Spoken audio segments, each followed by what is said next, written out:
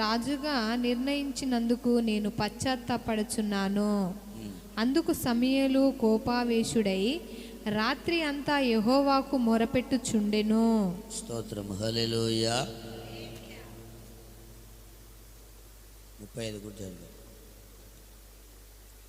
సౌలు బ్రతికిన దినములన్నింటను సమూయేలు అతన్ని దర్శింప వెళ్ళలేదు గాని సౌలును గూర్చి దుఃఖాక్రాంతుడాయెను. మరియు తాను సౌలును ఇశ్రాయేలుల మీద రాజుగా నిర్ణయించినందుకు యెహోవా పశ్చాత్తాపడెను.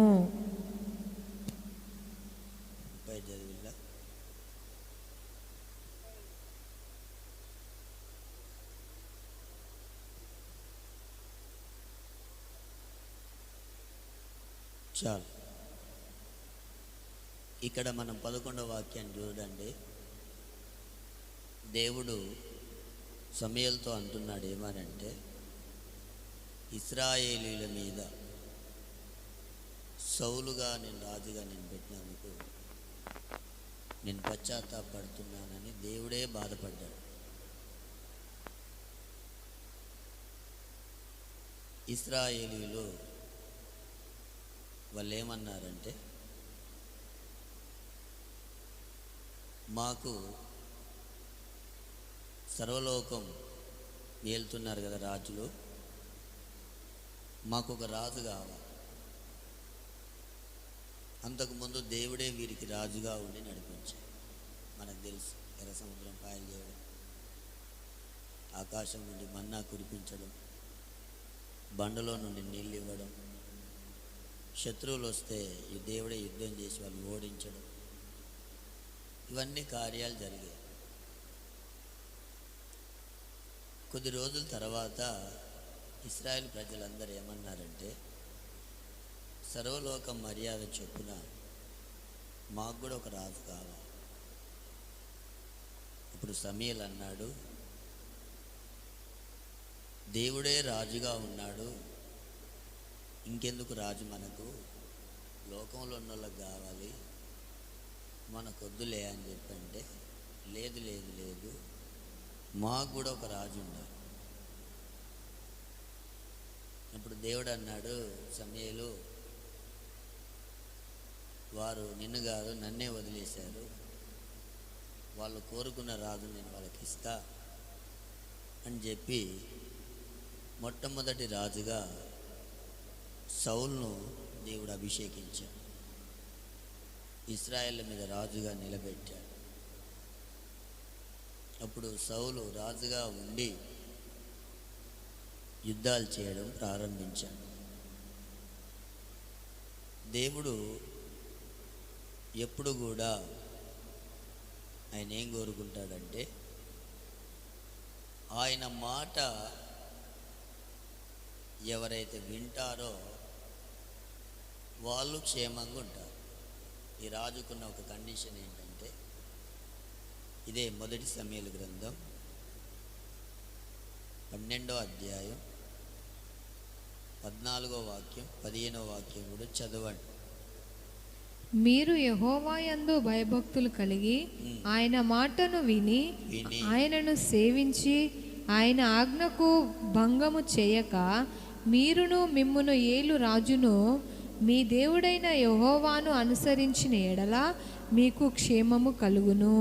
దేవుని మాట విని దేవుని ఎవరైతే అనుసరిస్తారో మీకు మీ రాజుకి ఏం కలుగుతుంది, క్షేమం.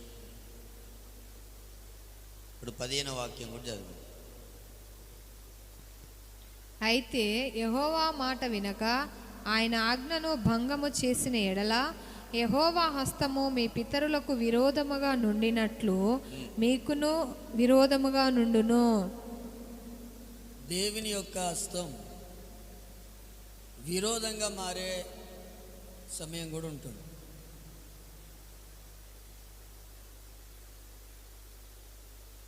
దేవుని మాట విని దాని ఆజ్ఞల అనుసారంగా దేవుని అనుసరిస్తే మీకు మీ రాజుకి ఏం కలుగుతుంది, క్షేమమే కలుగుతుంది. హల్లెలూయా. లేకపోతే దేవుని హస్తమే వారికి ఎలా ఉంటుందంటే విరోధంగా ఉంటుందంట. క్షేమమైన ఆయన మాట వింటూ ఉంది, విరోధం అనేది కూడా దేవుని చేతుల్లోనే ఉంది. నువ్వు ఆయన మాట విని ఆయన చక్కగా అనుసరించి నువ్వు నడుచుకుంటే నడిపించే రాజుకు, నడిపించబడే ప్రజలకు, సైన్యానికి, సమస్తానికి దేవుడు క్షేమాన్ని కలుగజేస్తాడు. ఒకవేళ వినకపోతే, దేవుని అనుసరించకపోతే క్షేమం కాదు, దేవుని హస్తమే మనకు విరోధంగా ఉంటుందని మనం వాక్యంలో చూస్తున్నాం. ఈ సౌలును మొట్టమొదటిగా రాజుగా నిలబెట్టినప్పుడు దేవునికి ఒక ఆలోచన ఉన్నది. ఏమనంటే 13వ అధ్యాయం 13వ వాక్యం చదవండి ఒకసారి. అందుకు సమూయేలు ఇట్లా నేను నీ దేవుడైన యెహోవా నీకిచ్చిన ఆజ్ఞను గైకొనక నీవు అవివేకపు పని చేసితివి. నీ రాజ్యమును ఇశ్రాయేలుల మీదను సదాకాలము స్థిరపరచుటకు యెహోవా తలచి ఉండెను. అయితే దేవుడట ఇశ్రాయేలీయుల మీద అతని రాజ్యాన్ని స్థిరకాలం ఏం చేయాలని కోరుకున్నాడంటే స్థిరపరచాలని కోరుకున్నాడు.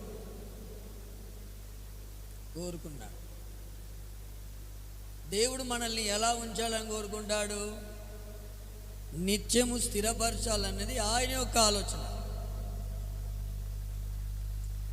దేవుడు ఇశ్రాయేలును సదాకాలం స్థిరపరచాలి. దేవుడు ఎవరినైనా స్థిరపరచాలనుకుంటే స్థిరపరుస్తాడు. ఎలా దేవుడు స్థిరపరుస్తాడంటే సదాకాలం స్థిరపరుస్తాడు. స్థిరపరచువాడవు,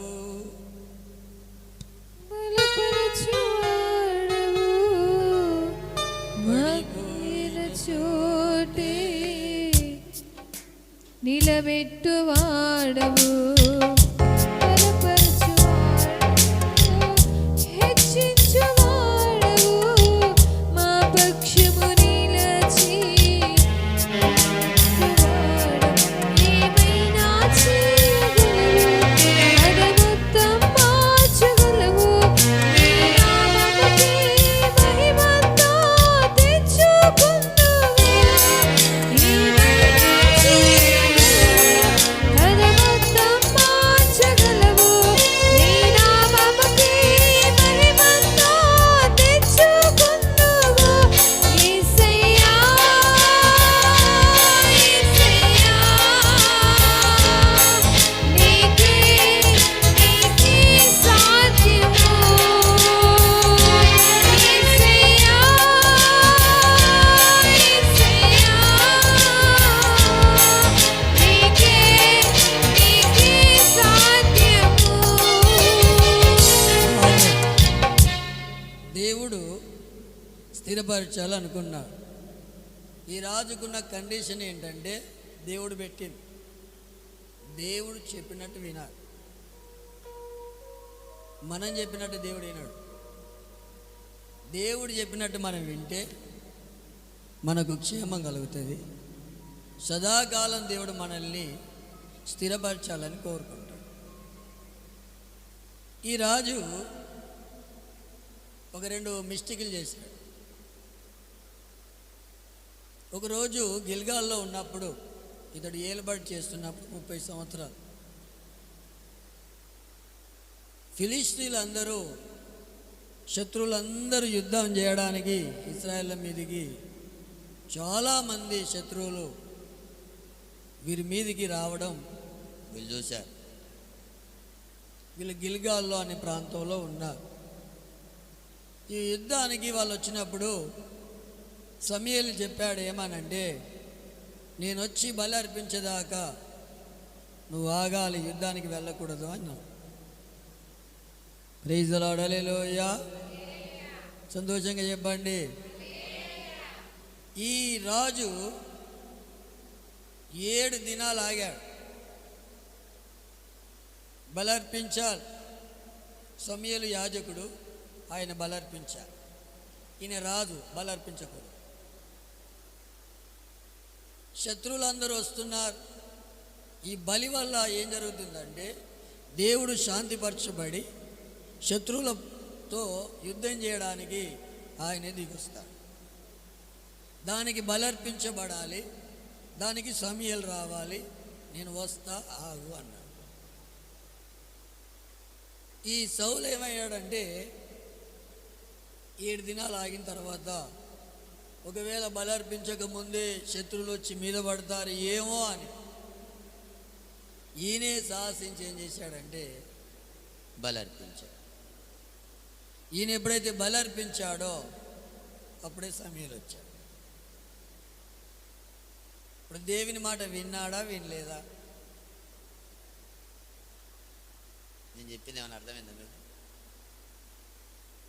దేవుని మాట విన్నాడా, వినలేదా? ఇప్పుడు మీ ఇంట్లో ఓపెనింగ్ ఉంది, నేను వచ్చేదాకా ఆగండి అన్న. చూసి చూసి చుట్టాలందరూ ఎక్కువ వెళ్ళని భాష వచ్చేటారు లేరని మీకు కట్ చేసి అనుకోరు ఇద్దరు. ఇప్పుడు అట్లుంది పరిస్థితి. మీరు రుబ్బెన్ కట్ చేయంగా నేను వచ్చిన అనుకో. ఇప్పుడు ఈయన కూడా అంతే, బలి అర్పించడానికి నేను వస్తున్నాను వాగా అన్నాడు. 7 రోజులు చూశాడు, రాలే. శత్రులందరూ మీద పడతారేమో అని భయపడి ఈయన ఏం చేశాడంటే బలర్పించాడు. అదొక మిస్టేక్ అయిపోయింది. తర్వాత తన తప్పును ఒప్పుకోగా ప్రజల ముందు నన్ను ఏం చేయంటే గనపరచు అంటాడు. తప్పు చేసిన ఎవడు కనపరుస్తాడు? లోకంలో ఉన్న వాళ్ళు ఎన్ని తప్పులు చేసినా ఏం చేస్తారు? లోకంలో ఉన్న విషయం వాళ్ళకు వాళ్ళు గొప్పలు చెప్పుకుంటారు. నేను వరంగల్లో పనిచేసేటప్పుడు నాతో ఉన్న యవనస్తులు, యూత్, పెద్దలు కానీ ఎవరైనా వాళ్ళకు ఏది హైలైట్ అంటే మంచిగా ఉండాలని చెప్పడం నచ్చదు,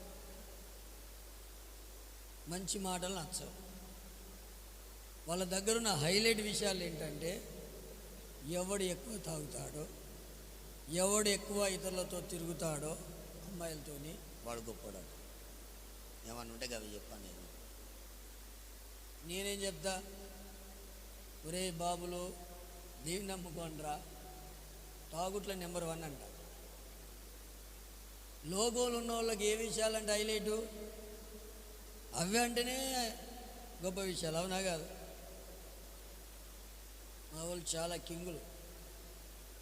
ఒక ఇద్దరే ఒక ఫుల్ బాటిల్ ఇస్తే రాత్రి 10 గంటల నుంచి ఉదయకాలం 7 గంటల దాకా డ్యాన్స్ చేస్తారు. ఏ తీర్మానం కొడతారుగా, వాళ్ళకు చేతులు మొఖాలని వాస దాకా కొట్టిల్లట. వీళ్ళు పోరు, వీళ్ళకి విసుకురా. వాళ్ళు పొద్దున 2 చేతులు దండం పెట్టి జీవితంలో ఇక్కడికి బ్యాండ్ మేళ రాదని ప్రకటన చేసిపోయారు. లోకంలో ఉన్న వాళ్ళు ఇష్టానుసారంగా తిరుగుతారు. వాళ్ళకి అవే హైలైట్. ఎంతమందితో తిరిగితే, ఎంత దాగితే, ఎంత జీవితాలు నాశనం చేసుకుంటే వాళ్ళకు సంతోషం. చెప్పుకునేటప్పుడు కూడా ఎలా చెప్పుకుంటారంటే అతిశయంగా, నేను ఇంతమందితో తిరిగినా, నేను ఇంతమందితో ఉన్నా, ఇప్పుడు ఇంతమంది ఉన్నారు. ఇవి గొప్ప విషయాలు వాళ్ళు. కానీ దేవుని విషయంలో తప్పు చేసిన వాడు ఎలాంటి వాడైనా వాడు తక్కువ వాడనే సంగతి లేఖనం చెప్తుంది. హల్లెలూయా చెప్పండి, హల్లెలూయా. ఈ రాజు ఇప్పుడు ఒక తప్పు చేశాడు. ఆయన మాట విన్నాడా? వెళ్ళే రెండోసారి ఏం చేశాడు తెలుసా? సౌలు ముందే చెప్పాడు, దేవుడే చెప్పాడు, ఇదిగో అమాలేకుల మీదకి యుద్ధానికి వెళ్ళు. ఇశ్రాయేలీయులు ఐగుప్తులో నుండి బయటకు వచ్చేటప్పుడు వాళ్ళు దేవుని సింహాసనానికి, దేవుని ప్రజలకు వ్యతిరేకంగా లేచారు. నువ్వు యుద్ధానికి వెళ్తే ఎవరిని కూడా బ్రతకనివ్వద్దు, పశువులను కానీ మనుషులను కానీ పూర్తిగా హతం చేసి చక్కగా రమ్మని చెప్పాడు దేవుడు. వెళ్ళాడు, యుద్ధం చేశాడు. ఆ అమాలేకుల రాజును చావనీయలే, బ్రతకనిచ్చాడు. క్రొవ్విన పశువులను ఏం చేశాడు? బ్రతకనిచ్చాడు. వాటిని దేవునికి బలర్పిద్దామని జనులు అంటే వాళ్ళను సంతృప్తి పరచడానికి వాటిని తీసుకొని వచ్చాడు.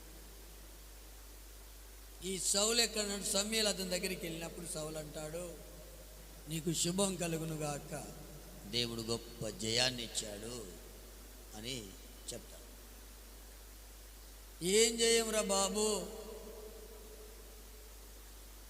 నాకు రంకెళ్ళు, అరుపులు, కేకలు వినబడుతున్నాయి పశువులై.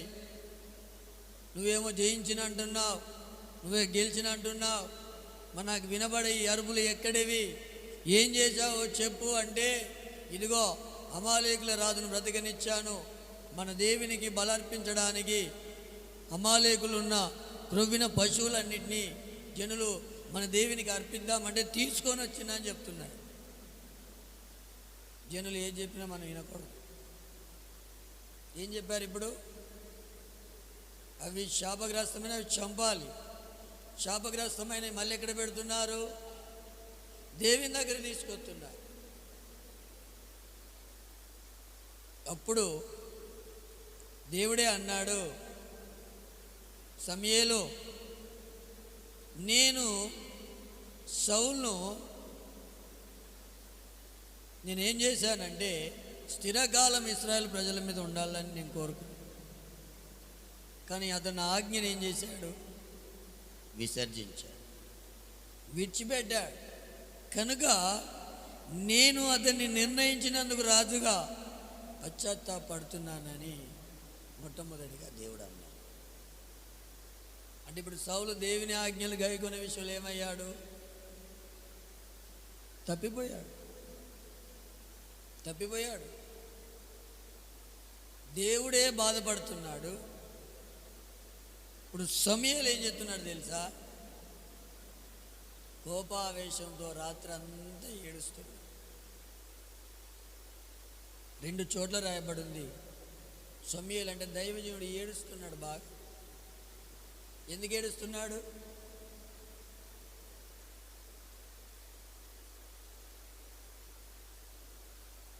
ఎందుకు ఏడుస్తున్నాడు?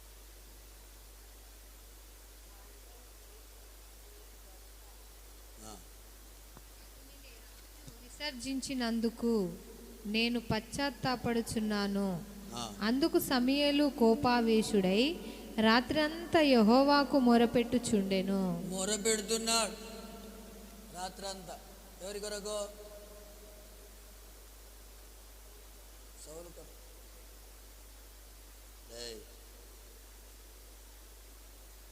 ఒక దైవజనుడు ఎందుకు ఏడవాలి? ఎందుకు ఏడుస్తున్నాడు? కుటుంబం కొరకు ఏడుస్తున్నాడా? పిల్లల కొరకు ఏడుస్తున్నాడా? భారాల కొరకు ఏడుస్తున్నాడా? ఎవరి కొరకు ఏడుస్తున్నాడు? ఎవరి కొరకు ఏడుస్తున్నాడు? సౌలు తప్పిపోతున్నాడు. తప్పిపోయిన వాని కొరకు ఒక రాత్రి అంతా ఏడుస్తున్నాడు. తప్పెవరు చేశారు? సౌలు చేస్తే దైవజనుడు ఎందుకు ఏడవాలి?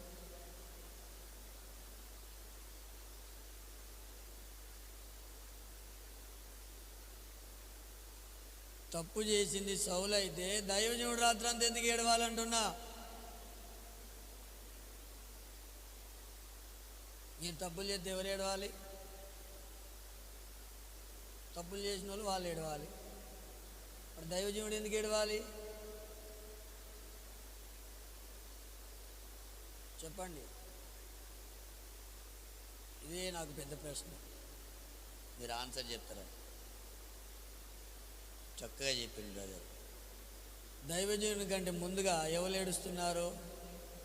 అది ఆయన ఏడ్చిండంటే ఆయన రాజుగా పెట్టి దేవుణ్ణి ఏడిపిస్తే దేవుడు ఏడుస్తుండే దైవజనుడు చూస్తాడా? ఆయన కూడా రాత్రంతా ఏడుస్తున్నాడు. చెల్లులు జాగ్రత్త.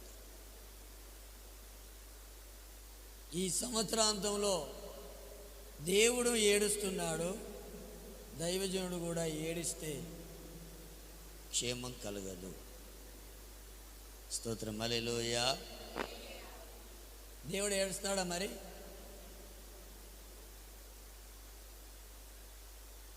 దేవుడు ఏడుస్తాడా? చూడండి, ఇద్దరు వ్యక్తులు ఏడుస్తున్నారు. దేవుడు ఏడుస్తుందా? పశ్చాత్తాపడుతున్నాడే, బాధ ఏడుస్తున్నట్టేగా. దైవజనుడు కూడా ఏడుస్తున్నాడు. రాత్రంతా ఏడిపే. సౌలు బ్రతికిన దినములన్నిట 15:35 ఒకసారి చదవండి. సౌలు బ్రతికి దినములన్నింటను ఆ. సమూయేలు అతన్ని వెళ్ళలేదు గాని దర్శించడానికే వెళ్ళలేదు.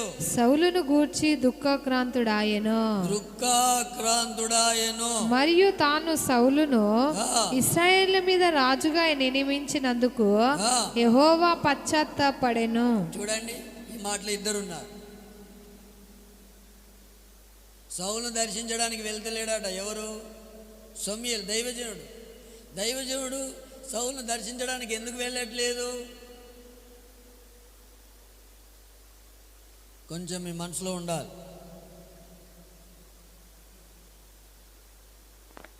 కొంచెం మీ మనసులో పెట్టాలి.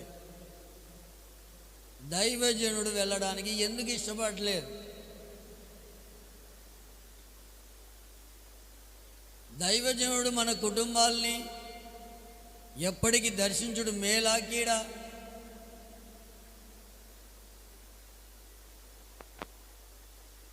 ఏదో ఒకటి చెప్పాడు. ఇప్పుడు మరి దర్శించడానికే వెళ్ళట్లేదు. అభిషేకించింది సమూయేలే, నిలబెట్టింది సమూయేలే,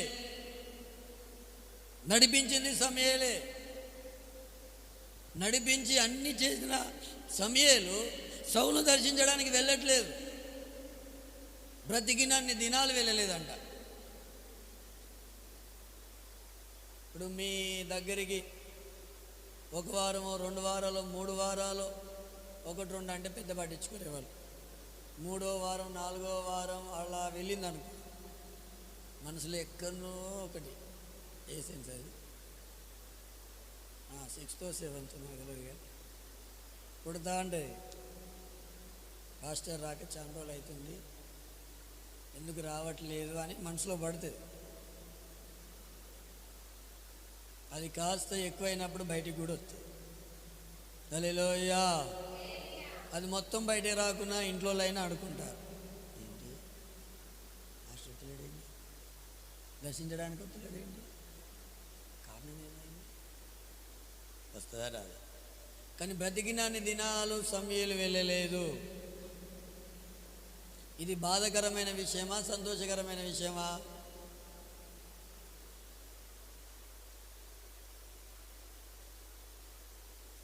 మీరు మాట్లాడద్దు, వాక్యానికి విలువేయండి.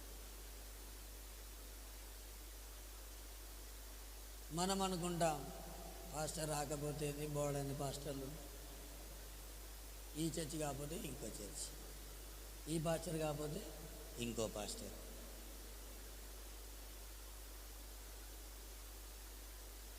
ఒకవేళ మనం అనుకోవచ్చు, అసలు దేవుడు ఏమనుకుంటుండో ఎవరికి తెలుస్తుంది? ఇప్పుడు నువ్వు ఈడున్నావు కనుక నీ గురించిన దేవుడు ఆ విషయాన్ని ఎవరికి బయలుపరుస్తాడు? నాకు బయలుపరుస్తాడు. నువ్వు నన్ను కాదని ఇంకో చర్చికి పోతే అక్కడ బయలుపరుస్తాడా? ఒకవేళ బయలుపరిచినా ఏం బయలుపరుస్తాడు? నాకు బయలుపరిచిందే వేరే కాడ కూడా బయలుపరుస్తాడు. అసలు సమూయేలు వెళ్ళలే దర్శించడానికి. ఏడుపు, ఇద్దరు ఏడుస్తున్నారు. సంవత్సరాంతంలో మన గురించి ఇద్దరు ఏడవకూడదు. స్తోత్రం చెప్పండి ఒకసారి. హల్లెలూయా. ఒక వ్యక్తి దేవుడు ఏడవకూడదు, 2 దైవజనుడు ఏడవకూడదు. ఎందుకు ఏడుస్తున్నాడు దేవుడు? ఎందుకు పశ్చాత్తాపడుతున్నాడు? దైవజనుడు ఎందుకు ఏడుస్తున్నాడు? దేవుని మాట వినమంటే వినకపోతే అది దేవునికి బాధే, దైవజనునికి బాధే. బలులు అర్పించుట కంటే ఆజ్ఞను గైకొనుట శ్రేష్టం. పొట్టెళ్ళ క్రొవ్వు అర్పించుట కంటే మాట వినుట శ్రేష్టం. దేవుని మాట వినాలి, దేవుని మాటకు లోబడాలి. దేవుడు ఏది చెప్తాడో అది వినడానికి మనం ఎల్లవేళలా ఏం చేయాలంటే ఆసక్తి కలిగి ఉండడం మనం నేర్చుకోవాలి. స్తోత్రం, హల్లెలూయా. 15వ అధ్యాయంలో 22, 23 కూడా చదవండి.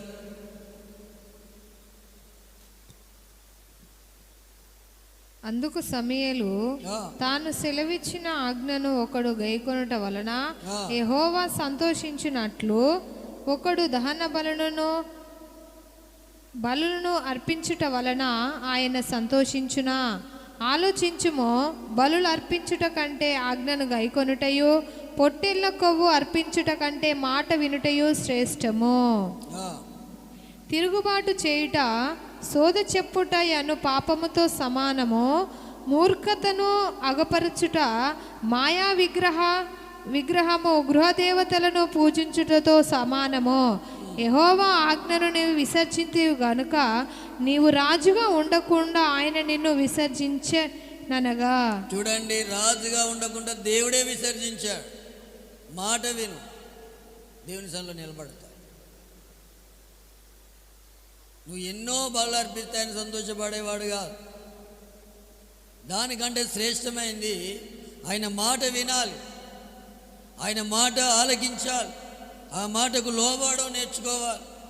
ఆ మాట సౌలు వినలేదు, దేవుని మాట వినలేదు, దైవజనుని మాట వినలేదు కనుక దేవుడు విసర్జించాడు, విడిచిపెట్టాడు. దేవుడు ఎప్పుడు ఏడవకూడదు. ఒక రాత్రంతా ఒక దైవజనుడు ఎందుకు ఏడ్చాడు? ఏం అవసరం?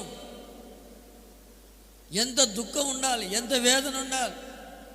ఇశ్రాయేల్ ప్రజలు కూడా జనులు తిని త్రాగి వాళ్ళు డ్యాన్సులు వేస్తుంటే దేవుడు అన్నాడు, మోషే నీ ప్రజలు చెడిపోయారు దిగు అంటే ఆయన ఏడుస్తున్నాడు. వారందరిని చంపుతానంటే మోషే అడ్డుపడి, అయ్యా వారికంటే ముందు నంజం అని అడ్డుపడ్డాడు. ఇక్కడ సౌలు గురించి చూడండి, ఎంత చెప్పినా వినే పరిస్థితులలో సౌలు లేని కారణాన్ని బట్టి రాత్రంతా ఒక దైవజనుడు ఏడుస్తున్నాడు. స్తోత్రం, హల్లెలూయా. రాజుగా నిలబెట్టినందుకు దేవుడు బాధపడుతున్నాడు. ఈరోజు మన కుటుంబాలని బట్టి దేవుడు కానీ దైవజనుడు కానీ ఏడిస్తే అది శాపంగా మారి నాశనం మన జీవితాల్లో కుటుంబాలకు వస్తుంది. నువ్వు మారాలని నేను ఏడితే మంచిది. నువ్వు మారాలని, నీ కుటుంబం మారాలని, నీ పరిస్థితులు మారాలని, నీ స్థితిగతులని మారి నువ్వు మంచి స్థితిలోకి రావాలని నీ గురించి నేను ఏడిస్తే అది నీ క్షేమం. నువ్వు ఏది చేసినా నీ ప్రవర్తన బట్టి అది నాకు ఏడుపు వచ్చింది అనుకో, అది మాత్రం కీడు, శాపం. అందుకనే ఎవరి జోలికి వెళ్ళినా దైవజనం జోలికి వెళ్ళకూడదు. ఎందుకంటే దావీదుకి తెలుసు ఆ విషయం. దేవుని చేత అభిషేకించబడిన వాడిని ముట్టుకొని నిర్దోష ఒకటి ఎవడికి సాధ్యం? స్తోత్రం, హల్లెలూయా. నేను ఒకటే అనుకున్నా, ప్రభు నమ్ముకున్నాను, నన్ను బట్టి ఎవరైనా ఏడవని, నాకు ఏ బాధ లేదు. ఎందుకంటే వాళ్ళ మనుషులు ఎంతమంది నేను సేవపోతున్నా మా అమ్మ నాన్నలు ఏడ్చుకో ఏమైనా చేసుకో, మా చెల్లెళ్ళు కూడా ఏడ్చేది. వాళ్ళందరూ ఏడ్చినా నేను పెద్ద జాలి పడకపోయేది కాదు.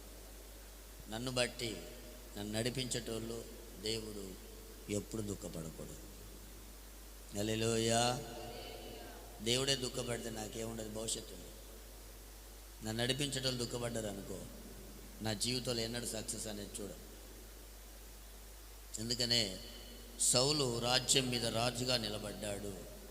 మాట వినని కారణాన్ని బట్టి దేవుడే తీసేసాడు.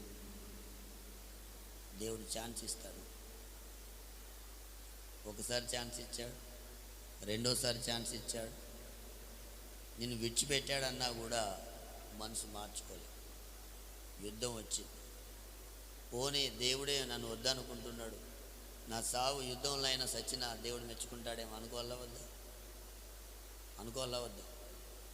దేవుడు ముందే చెప్తుంటా అంటాడు, ఇలా ఉంది పరిస్థితి, చక్కబరుచుకో చక్కబరుచుకో చక్కబరుచుకో అని చెప్తూనే ఉంటాడు. దేవునిని విసర్జించాడు అని చెప్పినా యుద్ధం వస్తే ఏం చేసింది తెలుసా? అంతను యుద్ధం చేసిన వానికి నా బిడ్డనిచ్చి పెళ్లి చేస్తున్నాడు. ఎక్కడ కూడా దేవుని మాట విన్నట్టు లేదు అసలు. లాస్ట్కు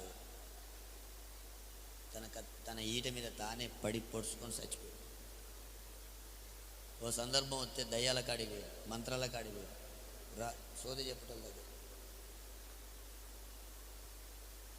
మాట వినకపోతే ఇన్ని నష్టాలు ఉంటాయి. జీవితం సావాలనుకుంటాం ముందే. మన జీవితాలు చావకూడదు, మన జీవితాలు మంచిగా ఉండాలి అంటే నీవు ఆయన మాటలు విని ఆయన అనుసరించి నడుచుకో, నీకు క్షేమం కలుగుతుంది. హల్లెలూయా చెప్పండి, హల్లెలూయా. నీ మాట జీవము గలదయ్యా, యేసయ్యా నీ మాట సత్యము గలదయ్యా,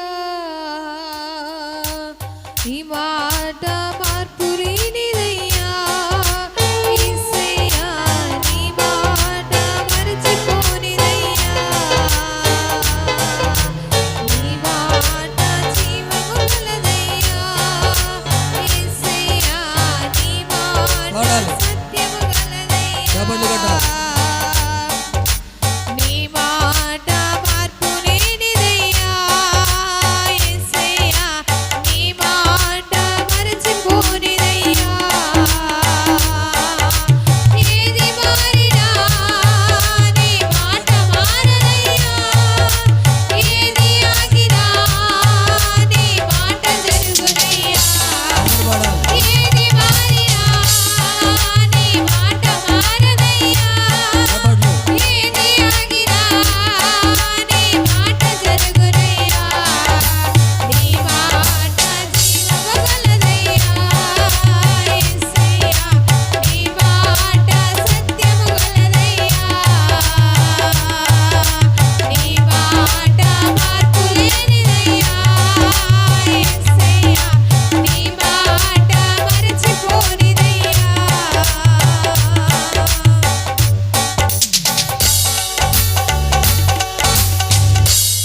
ప్రైజ్ ది లార్డ్. హల్లెలూయా. మాట వినుట శ్రేష్టం. మనం ఎవరి మాట వింటాం?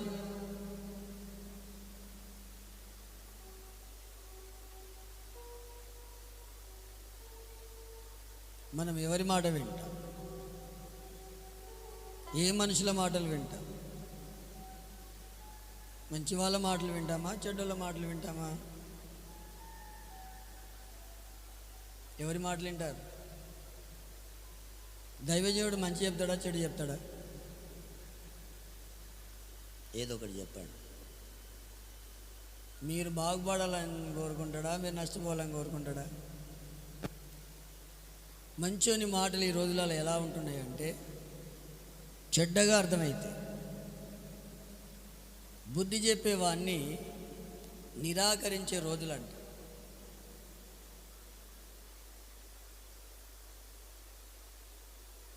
మనము మంచి చెప్పేవారి మాట ఎందుకు ధృవీకరిస్తామంటే మనకి ఏది ఇష్టం ఉండదంటే మంచి అనేది వినడము చాలామందికి ఇష్టం ఉండదు. మరి ఏది ఇష్టం ఉండదు? మంచి చెప్పేటోడు ఎలా చెప్తాడు? అమ్మగారు అప్పుడప్పుడు ప్రసంగం చేస్తుంది, నీ పిల్లల్ని ఏ స్కూల్కి పంపిస్తారు? కండిషన్ ఉన్న స్కూల్గా, లేకపోతే ఏ బాధ పెట్టిన స్కూల్గా అంటే కండిషన్ ఉన్న స్కూల్కి పంపిస్తారు. కండిషన్ ఎందుకు? పిల్లలు చక్కగా అన్ని రకాలుగా చదువులో చక్కగా వర్ధిల్లాలనేగా, భయం ఉంటుందనేగా. భయం లేకపోతే ఏం కాదు, చదవరు, వినరు, ప్రయోజకులు కాలేరు. మరి సేవకుని మాట ఎందుకు వినాలి? సరే, మీరంటే అర్థం కాదు. నా మీద ఒకరు ఉన్నారు, వాళ్ళ మాటని ఎందుకు వినాలి? ఎందుకు వినాలి? నేనెందుకు వినాలి? మీరెందుకు వినాలి? ఏదో ఒకటి చెప్పండి. నిద్రపోతున్న వాళ్ళు చెప్పండి ఒకసారి. ఎందుకు వినాలి? వినకపోతే ఆయన ఏడుస్తాడు. దైవజనుడు ఎందుకు వినాలి? అసలు ప్రశ్న ఈరోజు.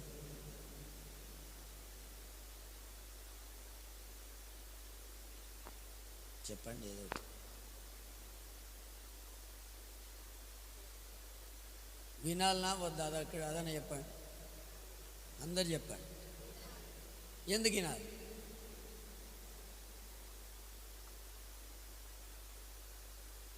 కొంతమంది ఏమంటారు తెలుసా? పాస్టర్ అయితే అన్నీ వినాలనా? పాస్టర్ అయితే అన్నీ చెప్పాలనా? మరి ఎవరు చెప్తావు? సరే, నీ దగ్గర ఒక విషయం ఉంది, నువ్వు చెప్పాలనుకున్నావు, పక్కలో చెప్పు, ఏం జరుగుతుంది? ఇప్పుడు అర్థమైందా? ఏమైంది అంట. నువ్వు ఒక్కసారి పక్కనలో చెప్తే తెల్లారిసరికి ఓట్లు పంచినట్టు పంచుతారు వాళ్ళు. ఏ విషయాన్ని? నీ విషయాన్ని. మరి నాకు చెప్తే? సరే, ఇంకొక ప్రశ్న. సేవకునికి మంచిగా చెప్పాలనా, చెడు కూడా చెప్పాలనా? చెప్పండి, మీకు తెలిసింది చెప్పండి. అని చెప్పాలంట. నువ్వు చెప్తావు, దగ్గరన్నావు, మీరు చెప్పండి. ఏం చెప్పాలి?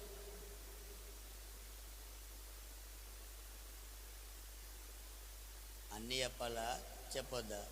లేదా మనకు అనుకూలంగానే చెప్పాలనా, మంచిగా చెప్పాలనా, మంచి అయినా చెడైనా చెప్పాలనా? అది చెప్పండి నాకు. సత్యమే జయతి. స్తోత్రం, హల్లెలూయా. మంచి అయినా చెడైనా చెప్పడమే నువ్వు మాట విన్నట్టు. హల్లెలూయా. ఇప్పుడు నా మీద ఉన్నవారికి నేనేం చేయాలి? నేను అక్కడికి పోయి వాడబడ్డానయ్యా, ఇదే కాదు, పరిస్థితులు ఇలా ఉన్నాయ్యా అని కూడా నేను చెప్పుకోవాలి. మంచి అయినా చెప్పాలి, చెడైనా చెప్పాలి, మేలైనా చెప్పాలి, కీడైనా చెప్పాలి. ఎందుకు చెప్పాలంటున్నా? ప్రార్థన చేస్తారు. రైట్. ఇంకా నీ సంగతి దేవునికి మాత్రమే చెప్తారు. మీరు నమ్మండి, నేను మీతో మాట్లాడిన విషయాలలో ఎక్కువగా భాషమ్మకి తెలియదు. మీరు అనుకోవచ్చు ఆమెకు చాలా విషయాలు తెలియదు, నేను చెప్పను కూడా చెప్పాను. ఆమెకు మీరేమని వచ్చి చెప్పుకుంటే తప్ప పలానోళ్ళు ఇది పలానోళ్ళు అదని ఆమెకు ఇంతవరకు ఎన్నడూ చెప్పారు. కాకపోతే అయిపోయినాక అడిగారు. తెలియదు ఆమెకు, అసలే తెలియదంటే నా దగ్గరకు వచ్చిన విషయాన్ని ముందు ఎక్కడ పెట్టాలి? నేను దేవుని దగ్గర పెట్టి. ఒకవేళ ఒక వ్యక్తి బలహీనంగా ఉన్నాడు అనుకో, ఇప్పుడు మహోన్నత్ ఉన్నాడు, ఆయన ఏదైనా మిస్టేక్లో ఉండి వచ్చి నాకు చెప్పిండు, నేను డైరెక్ట్ అమ్మగారి చెప్పిన. ఇప్పుడు ఎలా చూస్తుంది? ఆయన తప్పు చేసిన లెక్కనే కనపడతా అంటే. ఒకవేళ తప్పు చేసినోడని నేను ముద్రేసి మేము అనుకున్నాం, రేపే పశ్చాత్తాపడి మారి పరిస్థితి ఏంది? మారినా మాత్రం నాకు ఎట్ట కనపడుతుంది. అందుకనే దైవజనుడు మొట్టమొదటిసారిగా దేవుని సన్నిధిలో ప్రార్థన చేస్తాడు. అసలు వాళ్ళకు ఎందుకు చెప్పాలి, వాళ్ళతో ఎందుకు నడిపించబడాలి, ఎందుకు ఇదంతా? అందుకని ఆ గుంపులో పోతున్నారు అందరు. ఏ గుంపులో? ఓ గుంపులో ఏం చేస్తున్నారు? గుంపులో ఎవరు కూడా పట్టించుకోరు. నువ్వు ఎట్టున్నావా పట్టించుకో. నువ్వు ఆడింది ఆట, పాడింది పాట, ఈడ డ్యాన్స్ చేయొచ్చు, ఆడివి కూడా డ్యాన్స్ చేయొచ్చు. ఎవరన్నా నువ్వు ఎందుకు డ్యాన్స్ చేస్తున్నావు అని అడుగుతారా? మరి ఎందుకు సేవకుని మాట మనం వినాలి? ఇది బాగా మీ మనసులో ఉంది. మన మీద అసలు సేవకులు ఉండాలన్నా వద్దా అని చెప్పండి. ఎవరు చెప్పలేదు ఎందుకు ఉండాలి అని చెప్పినట్టు వినాలన్నా? మనం తెలివి లేదా, మనం చదువుకోలేదా, మన జ్ఞానం లేదా? ఇట్లాంటి మాటలు చాలా మందికి వస్తాయి. నేను నేర్చుకునేది మీకు చెప్పడానికే ఇవన్నీ అడుగుతాను. నేను కూడా మా నాయకులను ఎందుకు పెట్టుకున్నా అంటే నేను పోయే దారి నాకు చక్కగానే కనపడుతుంది. ఓకే, అర్థమైందా? నేను వెళ్ళే దారి నాకు ఎట్లా కనపడుతుంది? నేను తప్పులు చేసుకుంటూ పోయినా నాకు ఎట్లా కనపడుతుంది? మంచిగానే కనపడుతుంది. నేను ఎలా వెళ్ళినా నాకు ఎలా కనపడుతుంది? ఒకని ఎదుట సరైన మార్గం కనపడుతుందట. తుదక అది ఎక్కడ తీసుకుపోతుంది అంటే మరణానికి దారి తీస్తుందంట. మన దారి, మన మార్గం, మన నడవడిక, మన మాట, మన ప్రవర్తన, మన జీవిత విధానాలన్నీ మనకి ఎలా కనిపిస్తాయి అంటే మనకే సరి అయినదిగా, చక్కగా అవి చక్కగా కనబడతాయి. అది తప్పనిపి మనమే తప్పు చేసినట్టు అనుకోలేము. మన జీవితాలు మన సైడే మనం చూసుకుంటాం. నేను మంచిగా చేస్తున్నా, నేను తప్పు చేస్తలేను, నేను బాగానే ఉన్నా అనిపిస్తుంది.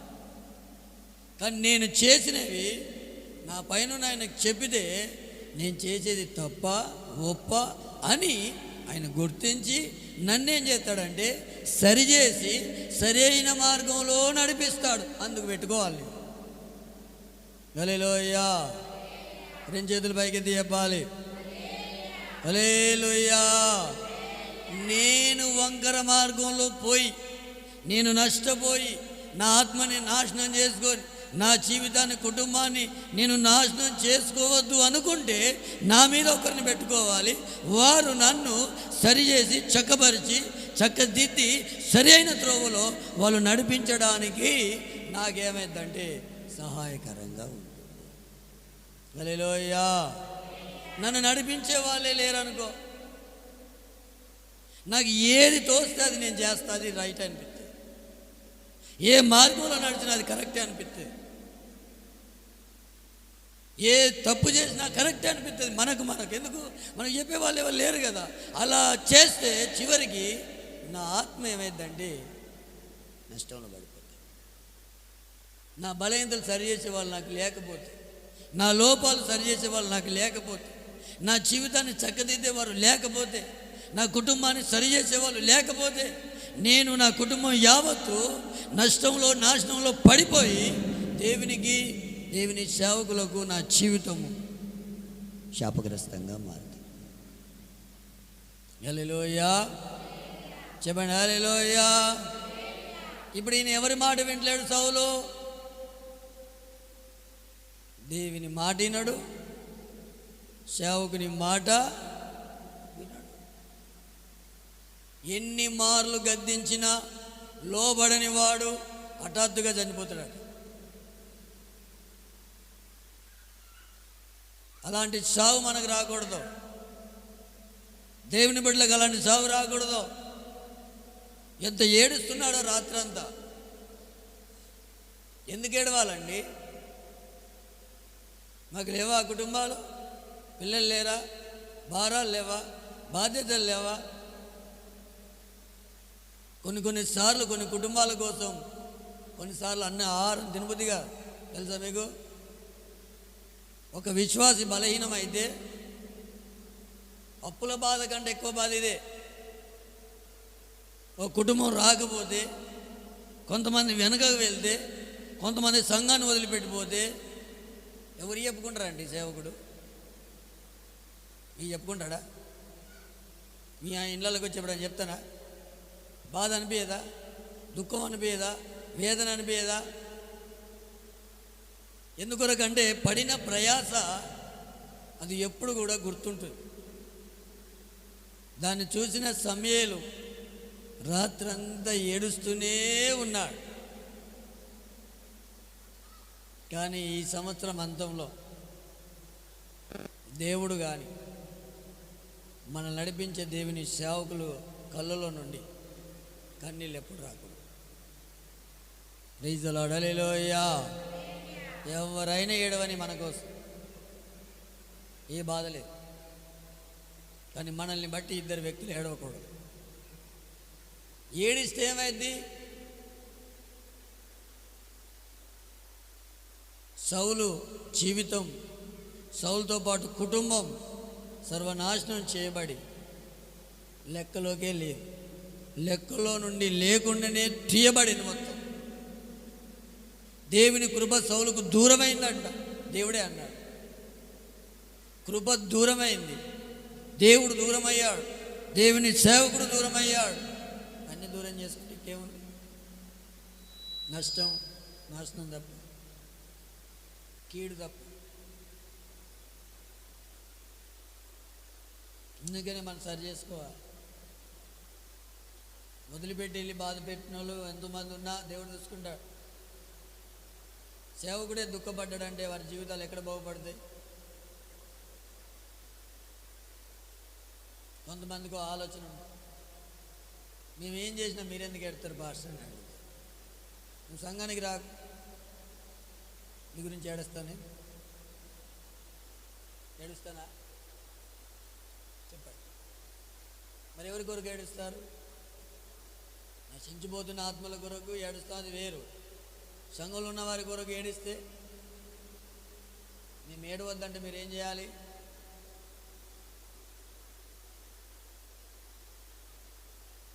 మీ పైన నాయకులు ఉన్నవారు లెక్క అప్పచెప్పవలసిన వాళ్ళు మిమ్మల్ని కాస్తున్నారు. మీ ఆత్మ, మేము ఆ దుఃఖంతో ఆ పని చేయకూడదు. జీవితాలు మీకు ఉండొచ్చు, కుటుంబాలు మీకు ఉండొచ్చు, మీ ఇష్టాలు మీకు ఉండొచ్చు, ఎన్నైనా ఉండొచ్చు, కానీ ఆ ఇష్టాలైనా ఆ జీవితమైనా ఎవరిని ఏడిపించొద్దు? మొదట దేవుడు, రెండోదిగా సేవ. కానీ మనం అందరినీ నవ్విస్తాం. మన జీవితాల్లో ఉన్న టాలెంట్ ఏంటంటే మన ద్వారా అందరికీ ఏం కలుగుతుంది? సంతోషం కలుగుతుంది. కానీ వీళ్ళిద్దరికి మాత్రం ఏం కలగదు? సంతోషం కలగదు. చూడండి, మీ బంధువులను సంతోషపెడతారా? సంతోషపెడతారా?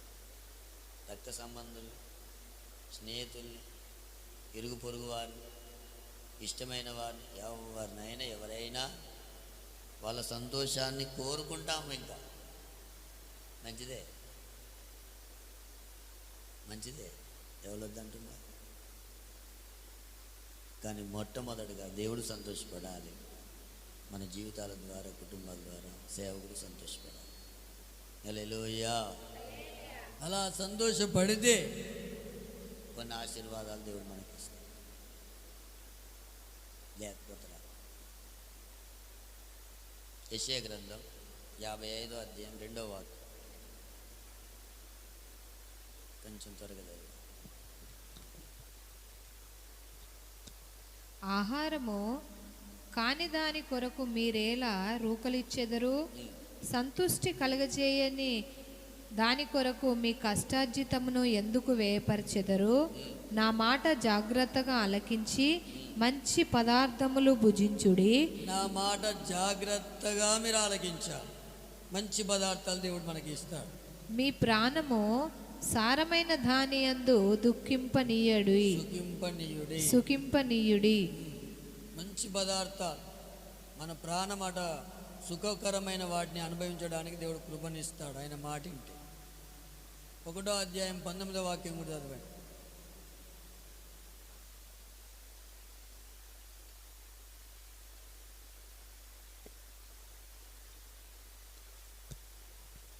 మీరు సమ్మతించి నా మాట వినిన ఎడల మీరు భూమి యొక్క మంచి పదార్థములను అనుభవింతురు. సమ్మతింపక తిరగబడి నిన ఎడల నిశ్చయముగా మీరు ఖడ్గము పాలగుదురు. నీవు మాట వింటే మంచి పదార్థాలు అనుభవిస్తావు. నువ్వు తిరగబడ్డావు అనుకో, ఖడ్గం ఎదురైతే. ఖడ్గము అంటే శాపం. ఖడ్గం అనేది దేని గుర్తుగా ఉందంటే శాపం. ద్వితీయోపదేశకాండం 28 2వ వాక్యం కూడా చదవండి. కొన్ని మాటలు చదివి ప్రార్థన చేసుకుందాం.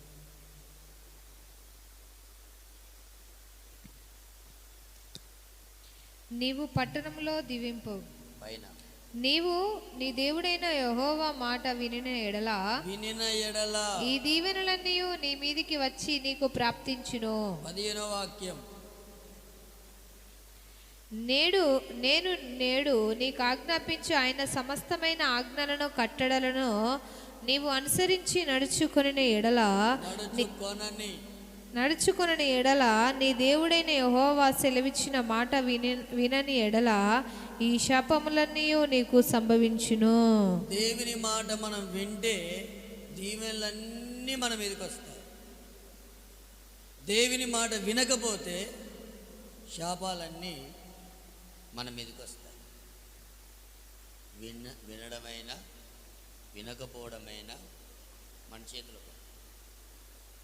దీవెనైనా శాపమైనా మన చేతిలో పని.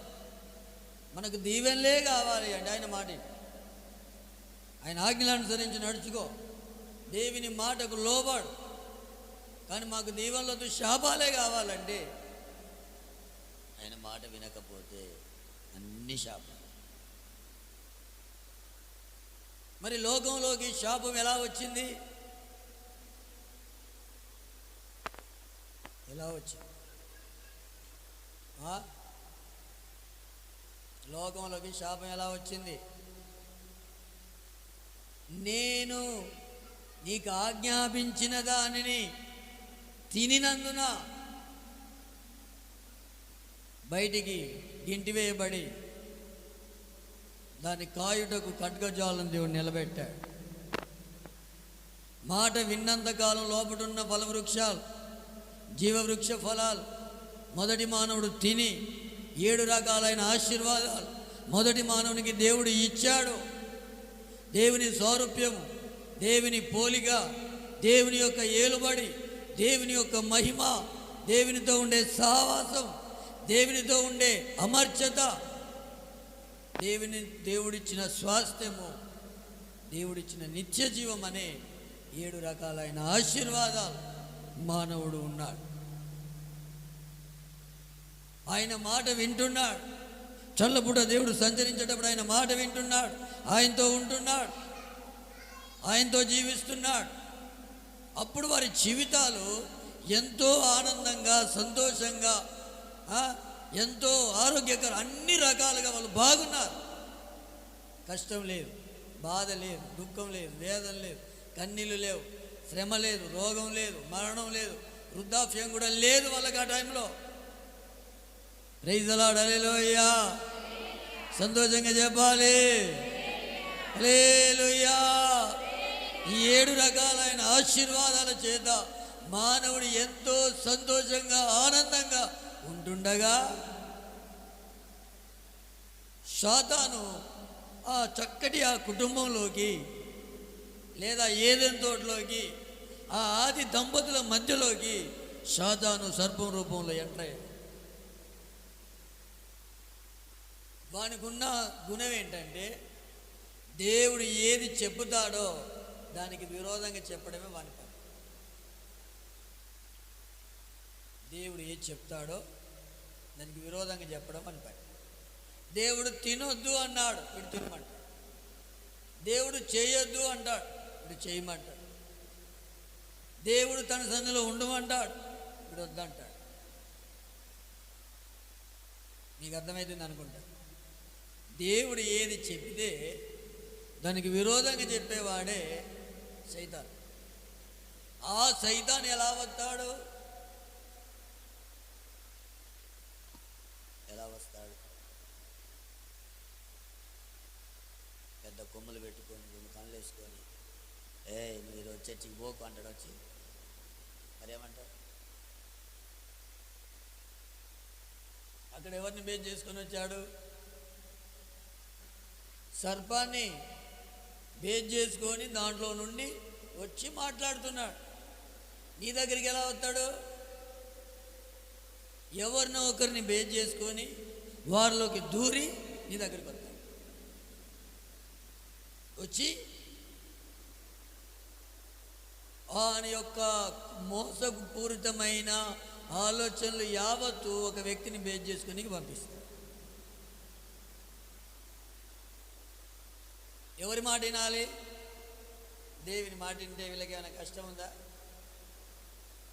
ఇప్పుడు వీడు బేస్ చేసుకొని వచ్చాడు, మన దగ్గర కూడా చాలా మందిని బేస్ చేసుకునే వస్తాడు. వాళ్ళు అప్పుడు దూరి వాని ఆలోచన యావత్తంతా మన తలలోకి ఆలోచనలోకి ఎక్కించాలని వాడు కోరుకుంటాడు. ప్రైజ్ ది లార్డ్, హల్లెలూయా చెప్పండి, హల్లెలూయా. వచ్చిన ప్రతి ఆలోచన దేవుని అనుకోవద్దు. అందుకనే చెప్పుకోవడానికి మేమున్నాం ఇక్కడ. మంచేదో చెడేదో చెప్పే బాధ్యత మాది. నీకు వచ్చిన ఆలోచన అది మంచిదా చెడ్డదా, దానివల్ల ఉపయోగం ఉండదా, దానివల్ల ప్రయోజనమా, లేకపోతే నీ ఆత్మీయ జీవితానికి ఏమైనా నష్టమా అనేది ఎవరు చెప్తారంటే మేము చెప్తాం. నువ్వేం చేస్తావంటే నువ్వు తెలివి తక్కువ, నీకేమైనా తెలివి లేదా, తెలివి తక్కువనా? ప్రతి చిన్నది తీసుకోవాలా? మాకు తెలుసులే, మాకు మేము క్లియర్ చేసుకోగలుగుతాం. మా జ్ఞానం మామూలు జ్ఞానం కాదు, విపరీతమైన జ్ఞానం ఉంది మాకు అని కొంతమంది ఏం చేయరంటే కొన్ని విషయాలు సీక్రెట్ చేసి చెప్పరు. అందరు చెప్తారు అనుకో. ఎవరు లేరు నాకు ఇలలో, ఎవరు లేరు నాకు ఇలలో ఆదరణ నీవేగా, ఆనందము నీవేగా, ఆదరణ నీవేగా, ఆనందము నీవేగా, సర్వోన్నతుడా నీవే నాకు ఆశ్రయదుర్గము, సర్వోన్నతుడా నీవే నాకు ఆశ్రయదుర్గము. ఎవరు లేరు నాకు ఇలలో, ఎవరు లేరు నాకు ఇలలో, ఆదరణ నీవేగా, ఆనందము నీవేగా, ఆదరణ నీవేగా, ఆనందము నీవేగా. ఆమేన్, హల్లెలూయా. మంచైనా చెడైనా చెప్పుకోగలరు. ఒక సంఘంలో 200 మంది ఉన్నారు. మన సంఘాలు ఎంతమంది ఉన్నారు? ఆ 200 మంది రావాలంటే ఎంత కష్టపడాలి? 20 మందో 30 మంది రావడానికి ఎంత కష్టపడ్డా రాని రోజులలో 200 మంది సంఘం. ఆ 200 మందిలో 2 తెగల వాళ్ళు ఉంటారు. ఒక సైడ్ ఒక తెగ, అంటే అందరు కలిపే. ఊర్లో కొన్ని తెగలు ఉంటాయి కదా, ఊరి సంబంధంగా 2 తెగలకు సంబంధించిన వాళ్ళు సంఘంలో ఉన్నారు. 200 మంది. ఇందులో ఉన్న ఒక అబ్బాయి, ఇందులో ఉన్న ఒక అమ్మాయి ఎవరు చెప్పకుండా వెళ్ళిపోయారు. ఇప్పుడు 2 తెగల వాళ్ళకి ఏం జరిగింది? వ్యతిరేకులై కోపాలు వచ్చి మందిరానికి వచ్చాడు, వాడు ఇలా చేశాడు, ఆ మందిరానికి మనం అడుగు పెట్టొద్దని అమ్మాయి. ఆ అమ్మాయిని బట్టి మనోడు అలా చేసిండు కనుక అందుకని ఆ మందిరంలో మనం కూడా ఏం చేయొద్దు, అడుగు పెట్టొద్దని 2 వాళ్ళ కట్టుబాట్ల ప్రకారంగా 2 తీర్మానాలు చేసి చర్చికి తాళం. సంఘం ఎంతమంది ఉన్నారు? మీరు చూడండి, బాధనా సంతోషమా? ఇప్పుడు తప్పులు చేసిన వాళ్ళు ఎడతారా, సేవకుడు ఎడుతున్నాడా? ఇప్పుడు మీకు అర్థమైందా? ఎవరికి ఎక్కువ దుఃఖం? ఎంత బాధ అండి! 200 మంది సంఘం అంటే నా గుండె మొత్తం కరిగిపోయి, ఆదిమ ఆ కుటుంబంలోకి సైతాన్ గడు వచ్చాడు. అవ్వా, ఆ పండు తింటేనే తినొద్దని దేవుడు చెప్పాడండి. తినొచ్చు, తప్ప. సినిమాలు చూస్తే ఏమైతే చూడొద్దని దేవుడు అండి. చూస్తే ఏమైంది? ఒకసారి చూడు ఏమైంది? స్నేహితులతో జరిగితే ఏమైంది? ఒకసారి తిరిగి చూడు ఏమైంది? ఊకే సంఘంలో ఉండడం కాదు, ఒకసారి లోకంలోకి వెళ్ళి సంతోషపడు, ఎంజాయ్ చేయి, నచ్చిన వాళ్ళతో తిరుగు, సంతోషపడు. ఈ మాటలు ఎట్లున్నాయి? ఇప్పుడు అవ్వమ్మకి అలాగే బోధించండి. చూడు ఎంత అందంగా ఉంది, ఎంత రమ్యమైన. పిచ్చిదాన, నువ్వు ఇలా తినకుండా దేవుడే దేవుడే అన్నవనుకో, నువ్వు లాస్ట్కి ఇలాగే ఉంటావు. కానీ నా మాట ఏంటే దేవతవైతే. ప్రైజ్ ది లార్డ్, హల్లెలూయా. నా మాట ఏంటి నువ్వు ఎలా తయారవుతావు? దేవతవైతే. కొంతమందిని హైలైట్ చేస్తే ఏదని చెప్తారు. స్త్రీకున్న పెద్ద బలహీనత ఏంటంటే, మీరు తప్పుగా అనుకోవద్దు, ఒక వ్యక్తి ఒకరిని ఎంత హైలైట్గా చేసి మాట్లాడితే ఆ టైంలో ఏం చేయడానికైనా ఒప్పుకుంటారు. అంటే పొగడ్తలకు పొంగిపోతారు. ఆ బలహీనత ఉండకూడదు. నువ్వేంది, నీ టాలెంట్ ఏంది, నీ అందం ఏంది, నీ సందం ఏంది, అసలు నువ్వు ఎక్కడుండాల్సిన దానివి, ఎట్లుండాల్సిన దానివి, ఇలాంటి వాళ్ళనా నేను ఎన్నడూ చూడలే, అసలు నువ్వంటేనే వేరన్నారు అనుకో, మనల్ని మధ్యాకాశానికి ఎత్తారు. మధ్యాకాశంలో ఏముంటాయి? ఆకాశం మండలం ఉన్న దురాత్మలు ఉంటాయి. వాటిని తీసుకొని మళ్ళీ వస్తాయి. స్తోత్రం, హల్లెలూయా. అడిగి పోగానే మళ్ళీ ఎవరు పట్టుకుంటారు? దయ్యాలు పట్టుకుంటారు. అయిపోయినాడు. వెళ్ళింది, పండు తిన్నది, దేవుని మాట తిరస్కరించి, దేవుని ఆజ్ఞను తిరస్కరించి తోటలోకి వెళ్ళి దేవుడే బయటకు వెళ్ళబెట్టాడు. 7 ఆశీర్వాదాలు పోగొట్టుకుని 7 శాపాలు వచ్చినాయి. ఆ శాపంతో బ్రతుకుతాడు. ఇప్పుడు చెమట ఎలా వచ్చింది అనుకుంటున్నారు? ఆమె ఆ రోజు దేవుని మాట విననందుకే ఈరోజు మనకు చెమట వచ్చింది. ఈరోజు భూమిని సేద్యం చేస్తున్నామంటే ఆ రోజు వాళ్ళు చేసిన పాపం. ఈరోజు రోగాలు అనుభవిస్తున్నట్టే ఆ రోజు వాళ్ళు దేవుని మాట వినకపోవడం. ఈరోజు మనము వృద్ధాప్యం, మరణం మనకు వస్తుందంటే ఆ రోజు వాళ్ళు చేసిన పాపం. దేవుని మాట వినకపోవడమే ఆ రోజు చేసింది. తరతరాలుగా ఆ శాపం మన జీవితాలను ఏం చేస్తుంది? ఏలుబడి చేస్తుంది.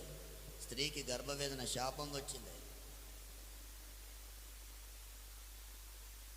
ఇన్ని శాపాలు మూటగట్టుకుంది ఎక్కడ?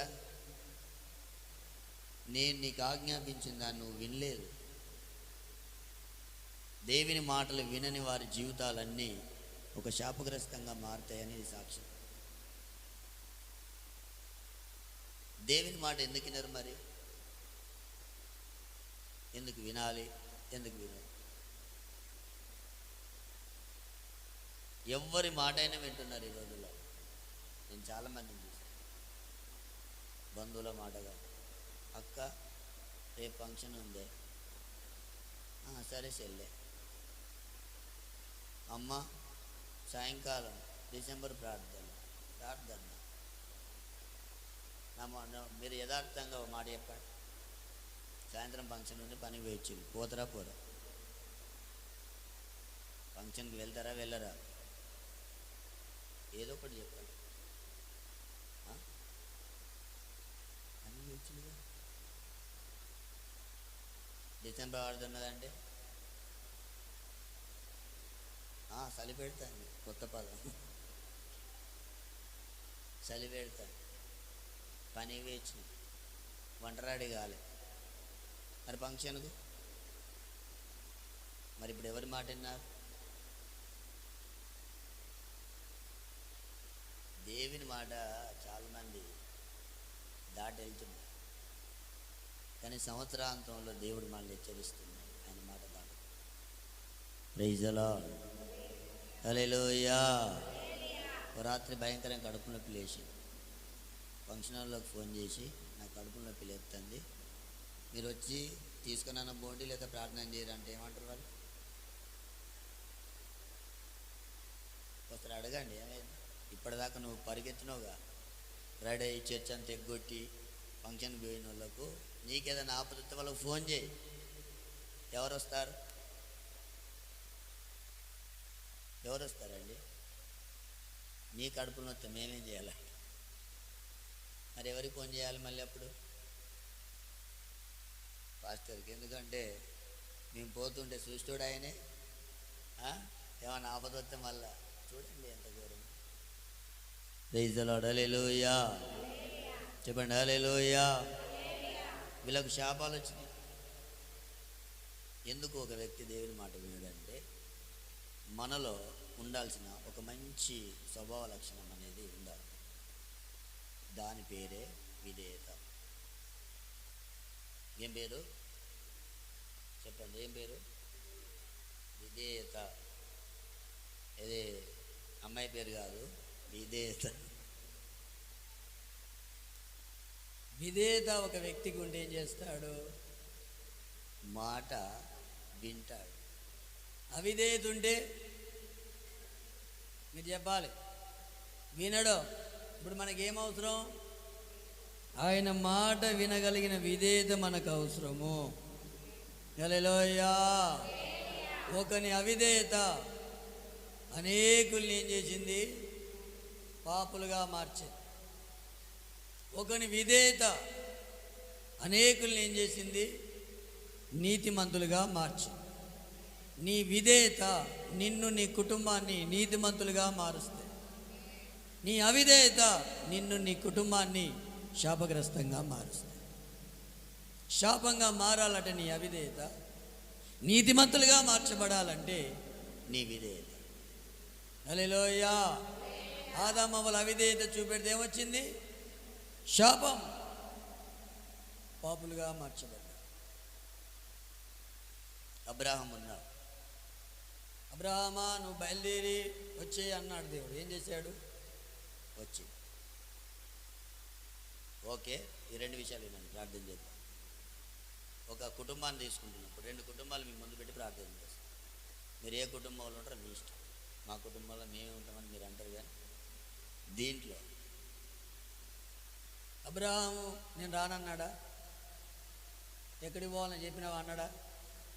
చెప్పకుండానే బయలుదేరి వచ్చాడు ఒక మాటకే.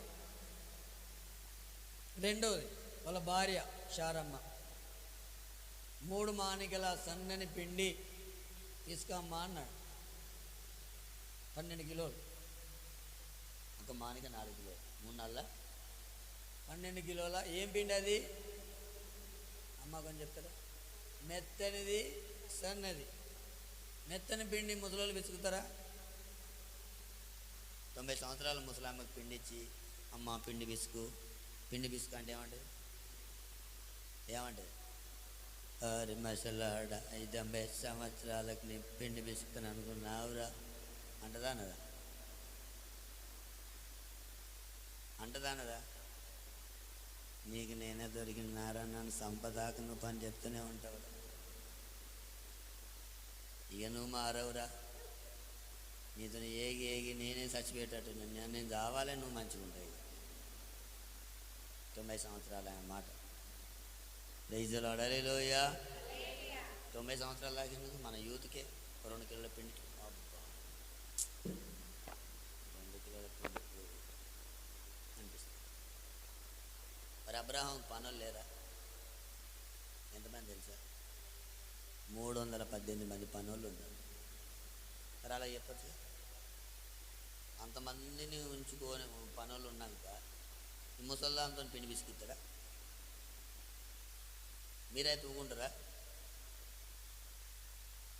అంత కష్టమైతే నువ్వే వచ్చి అబ్రహామా నా యజమాడైన అబ్రహామా, నువ్వే పిండి తీసుకో, నీ సావు నువ్వు రావు. కానీ అబ్రహాం ఏమన్నాడంటే, అమ్మా దేవుడు వస్తున్నాడు మన ఇంటికి, నువ్వు పిండి పిసుకంటే అలా తీసుకున్నా. ఆయన విధేయత దేవునికి ఉంటే భార్య ఏం చేసింది? చెప్పింది చెప్పినట్టు చేసింది. స్తోత్రం చెప్తారా? ఆయన దాసుడు ఉన్నాడు ఎలియాజరు అంటే, ఏయ్ నా కొడుకు భార్యను తీసుకురావాలి, నా కొడుకుని ఎక్కడ తీసుకుపోదు, నీకు కావాల్సిన ఆయన తీసుకుపోవాలి. అప్పుడేం నీ కొడుకుని తీసుకురాకపోతే ఆమె చూడండి ఏ అమ్మాయి వస్తుంది అంటే, వస్తుంది పో, సరే నీతో నేను మాట్లాడుతున్నాను. ఆయన అలాగే ప్రార్థన చేశాడు, ప్రభా నా యజమాని కుమారుని ఒక చక్కటి భార్య దొరకాలని ఆయన ప్రార్థన చేశాడు. ఒంటలు ప్రార్థన చేశాడు. చెప్పిన మాటని దాసుడు కూడా చెప్పినట్టే విన్నాడు. ఇప్పుడు ఆయన భార్య రిబ్కమ్మ వచ్చింది, అన్ని విషయాలు మాట్లాడిన తర్వాత, ఏమ్మా అబ్బాయితో వాళ్ళతో వెళ్తావా అంటే, ఐఎమ్ రెడీ, వెళ్తా. ఈ సంతానం అంతా ఎలా ఉంది ఇప్పుడు?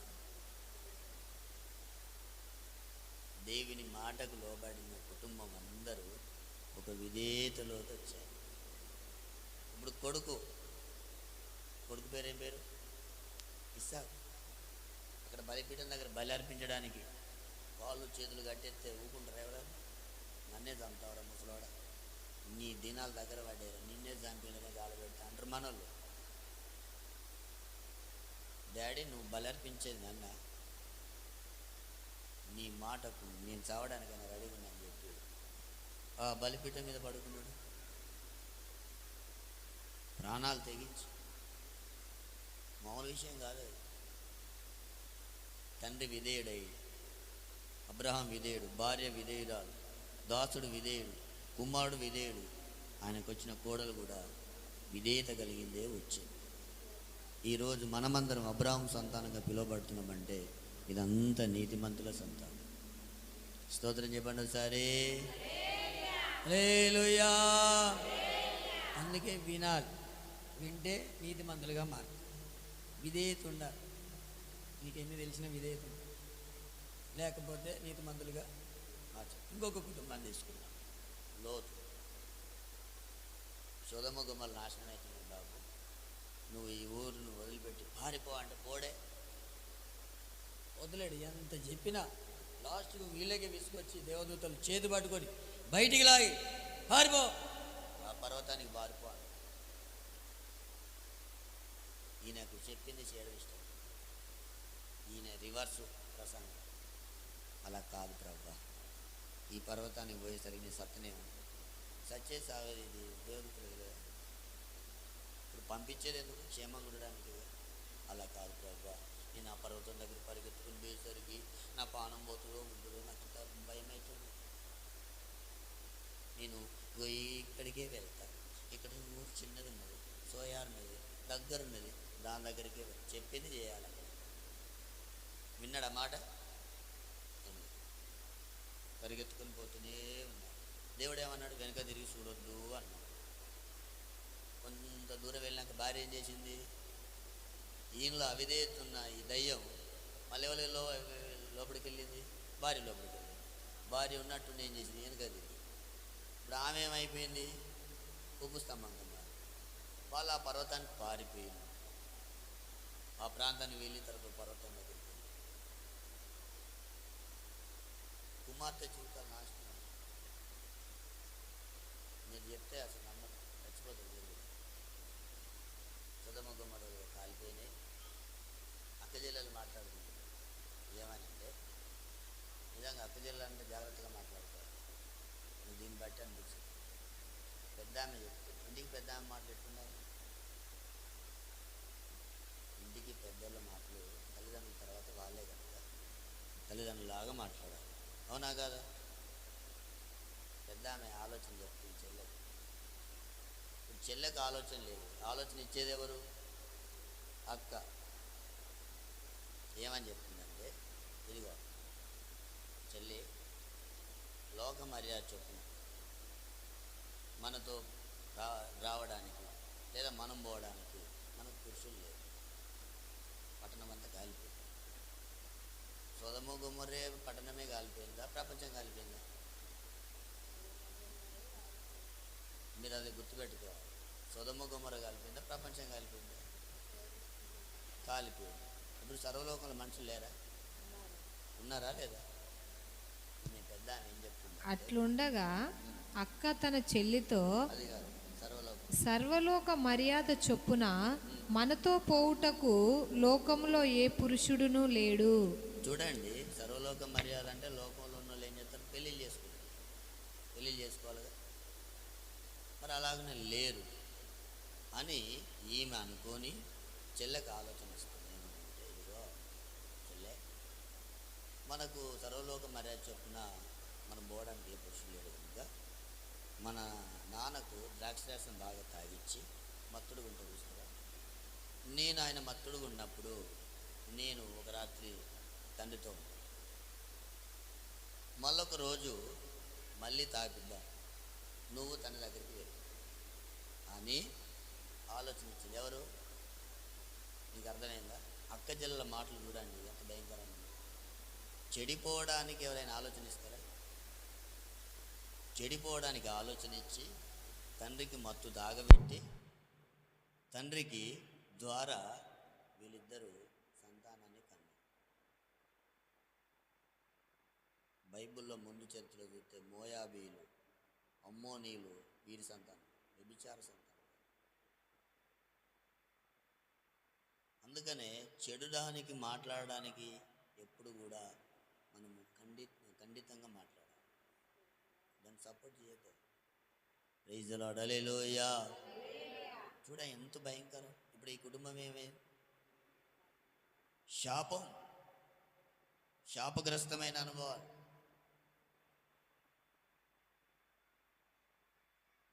అందుకనే దేవుడు మనల్ని బట్టి ఎప్పుడు ఎడవకూడదు, సేవకులు ఎడవకూడదు. లోతు గురించి చెప్పుకోవడానికి ఏముంది? తన జీవితము, భార్య, పిల్లలు సమస్తం నాశనమైంది. ఒక శాపాన్ని మూట కట్టుకుని కూర్చున్నాడు. ఈరోజు అబ్రహాం జీవితం కూడా ఒక విధేయత కలిగి నీతిమంతులుగా మార్చాడు. అందుకనే అక్క జిల్లాల మాటలైన పాపానికి సపోర్ట్ చేసేటట్టు ఉండదు. ఎవరైనా సరే వాళ్ళు ఇచ్చే చెడు ఆలోచనలే ఇతరులు పడిపోతారు. పెద్దోళ్ళు మాదిరి. పెద్దోళ్ళ తప్పులుంటే చిన్నలు కూడా ఏం చేస్తారు? ఈజీగా చేస్తారు. మీరు అనుకుంటారు, రేపు వాళ్ళని ప్రశ్న వేయడానికి ఉంటుందా? నువ్వే చేసినావు, నువ్వు నాకు చెప్పాలా, నువ్వు నీతులు చెప్తున్నావు అంటే అయిపోయినట్టు. అలాంటి కుటుంబాలు, శాపాలు మన జీవితాలు ఉండకూడదు. పాపాన్ని మాట్లాడే విషయం వచ్చినప్పుడు సీరియస్గా ఉండాలి. లేకపోతే అదే మన కుటుంబాలను ఏం చేస్తుంది? నాశనం చేసి శాపగ్రస్తులుగా మారుస్తుంది. అందుకని సౌలు అలాగే నాశనం అయ్యాడు. ఆదామోళ్ళ జీవితాలు అంతే. లోతు కుటుంబం కూడా అలాగే మారింది. కానీ మన జీవితాలు ఏది ఏమైనా దేవుని మాట, దేవుని సేవకుని మాట వినడానికే ఎల్లప్పుడూ మనం సిద్ధంగా ఉండాలి. దేవుని మాట, దేవుని సేవకుని మాట దాటి వెళ్ళారు అంటే అది ఇంకో మాట ఉన్నట్టు. ఎవరి మాట ఉంటుంది? దేవుని మాట లేనప్పుడు. తోటలోకి సైతాన్ వచ్చాడు చూసినావా, ఆడి మాట ఉంటుంది. ఆడు చూసుకో, ఇక మొత్తం రంగురంగుల ప్రపంచాన్ని గుర్తు చేసి మన జీవితాన్ని నాశనంలోకి, నష్టంలోకి పంపించి శాపగ్రస్తులుగా మారుస్తాం. హల్లెలూయా. సంవత్సరాంతానికి వచ్చింది. ఒకవేళ దేవుడు మన ద్వారా బాధపడ్డాడేమో, సేవకులు బాధపడ్డారేమో, ఒకవేళ మనం బాధ పెట్టామేమో, ఒకవేళ మన జీవితాలు మనం సరి చేసుకుంటే ఆ కీడు, శాపం మనకెందుకు? మన కుటుంబాలన్నీ ఆశీర్వాదకరంగా ఉండాలన్నదే దేవుడు ఈరోజు మాట్లాడుతున్నాడు. ఒకవేళ అవిధేయత ఉందేమో మనకు. కొంతమంది ఎన్నిసార్లు చెప్పిన వినరండి. ఎన్నిసార్లు చెప్పిన నేను ఎవరెవరు చెప్తున్నానో వాళ్ళు అనుభవించే కీడులు చాలా భయంకరం. నిన్న కూడా కుటుంబాన్ని చూసినాను, పేరెందుకని ఎంతో అద్భుతం దేవుడు చేసి, ఆశ్చర్యకార్యం చేసి దేవుడు రక్షిస్తే సైతాన్ మాటలు విని చెడిపోతే ఎవడికి నష్టం? నాకా? కానీ వారి కుటుంబంలో జరిగిన పరిస్థితిని బట్టి చూస్తే, అమ్మో ప్రభువా, వాళ్ళని క్షమించిన ఆయన నాకే బాధ అనిపించింది. తీరా నష్టాలు జరుగుతాయి. ఎందుకంటే సేవకుడు చెప్పడు, దేవుని ఆలోచన ఉండదు, దేవుని అడుగుతాడు. మనకు అలాంటి జీవితాలు ఉండొద్దు అనేది నా ఆలోచన. ఎవరైనా సరే దేవునికి లోబడాలి, సేవకుని మాటకు లోబడాలి, విధేయత చూపెట్టాలి. లేదా అవిధేయుల మీదకి దేవుని ఉగ్రత వస్తుంది. యేసయ్య విధేయుడు. శిలువ మరణం పొందినంతగా ఆయన ఏం చేశాడు? తన్ను తాను తగ్గించుకున్నాడు. ఆయన పొందిన శ్రమల వలన విధేయత వచ్చిందంట, నేర్చుకున్నాడంట. మనకు దేవుడు శ్రమలు ఎందుకు పంపిస్తున్నాడు తెలుసా మీకు? నాకే బాధలు, నాకే కష్టాలు, నాకే శ్రమలు, నాకే ఇబ్బందులు, ఇంకెవరికి లేదు. శ్రమలు అనేటివి విధేయత రావడానికి దేవుడు నేర్పించాడు. Praise the Lord. నీకు ఎన్ని శ్రమలు ఎక్కువవుతున్నాయంటే నిన్ను అంత విధేయత గలవారిగా మార్చడం కొరకు. ఎందుకంటే అవిధేయత ఉంటే ఆయన ఉగ్రత వస్తుంది కనుక. ఏదో శ్రమ, ఏదో బాధ, ఏదో రోగం, ఏదో ఇబ్బంది ద్వారా మనల్ని విధేయతలోకి నడిపిస్తాడు. అవి మనల్ని పాడు చేయడానికి కాదు, మనల్ని సరిచేసి చక్కబరిచి మనల్ని విధేయతలోకి నడిపిస్తాడు. ఈ మాట దావీదే అన్నాడు, శ్రమ నొంది ఇండుట నాకు మేలే. శ్రమ కలగక మునుపు నేను త్రోవ విడుస్తున్నాను. శ్రమ వచ్చినప్పుడు ఆ శ్రమలో దేవుల్లో ఉన్నాడు.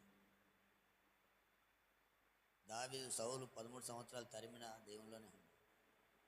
కానీ శ్రమ పోయి మంచిగా సుఖం వచ్చేసరికి ఏమయ్యాడు? పాపంలో పడ్డాడు. శ్రమ మంచిదా చెడ్డదా?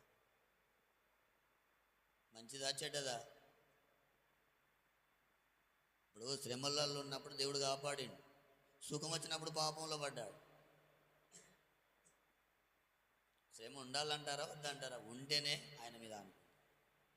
హల్లెలూయా. లేకపోతే అవిధేయులుగా మార్చబడి దేవుని ఉగ్రతకు, శాపానికి మన కుటుంబాలు బానిసగా మారుతాయి. కనుక మనం ఎంత విధేయత చూపెడితే దేవుడు అంత అధికంగా మనల్ని హెచ్చిస్తాడు. Praise the lord. హల్లెలూయా. చెప్పండి హల్లెలూయా. ఆ విధేయత రావాలి. పామును దొక్కిన మనకు ఏమైంది?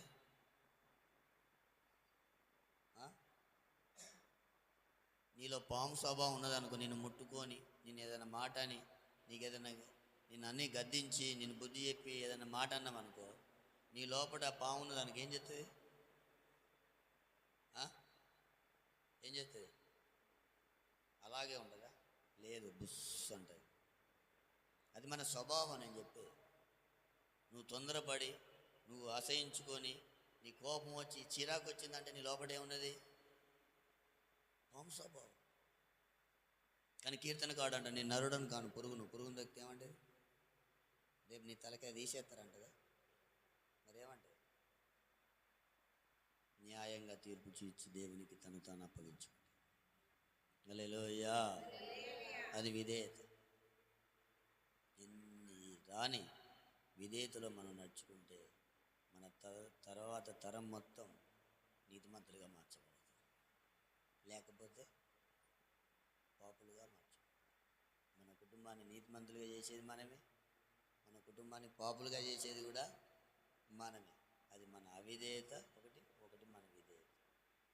కనుక సౌలులాగా అవిధేయులుగా మారి దేవుని కృపను పోగొట్టుకునే కంటే దావీదు వలె విధేయులుగా మారాలి. యేసయ్యలాగా విధేయులుగా మారాలి. ఆ విధేయతలో మనం నిలబడితే ఆయన ఇచ్చే ఆశీర్వాదాలు, 7 రకాలైన ఆశీర్వాదాలు మన సొంతంగా మారుతాయి. అవిధేయత ద్వారా 7 ఆశీర్వాదాలు పోగొట్టుకొని 7 శాపాలు వస్తే, విధేయత ద్వారా 7 శాపాలు తొలగించబడి 7 ఆశీర్వాదాలు మన సొంతంగా మారుతాయి. అలాంటి కృప దేవుడు మనకు దయచేయునుగాక. మోకరించని ప్రార్థన చేసుకుందాం. ప్రభా, నాలో ఏమన్నా అవిధేయత ఉంటే తొలగించండి ప్రభా. నిన్నేమైనా బాధ పెట్టుంటే, దుఃఖ పెట్టుంటే, సేవకుల్ని బాధ పెట్టి దుఃఖ పెట్టుంటే ప్రభా, నా కుటుంబం కానీ, నా జీవితం కానీ, నా పిల్లలు కానీ, ఏ విషయంలోనైనా ప్రభా బాధపడితే క్షమించండి. నా చూపులే కానీ, నా మాటలే కానీ, నా ప్రవర్తనే కానీ, నా నడవడికే కానీ అయ్యా వాటిని బట్టి నువ్వు ఏడవకూడదు ప్రభా, సేవకులు ఏడవకూడదు నాయన. దేవుని బిడ్డలారా, సౌలును బట్టి దేవుడు ఏడుస్తున్నాడు, రాత్రంతా సేవకులు ఏడుస్తున్నాడు. ఈరోజు తప్పిపోయినల కోసం సేవకులు ఏడుస్తున్నారు.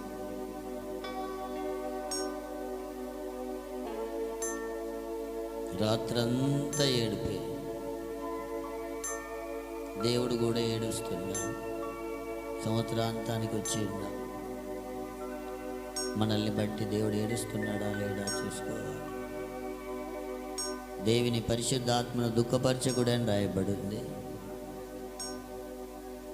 ఆత్మదేవుడు మనలో దుఃఖపడకూడదు.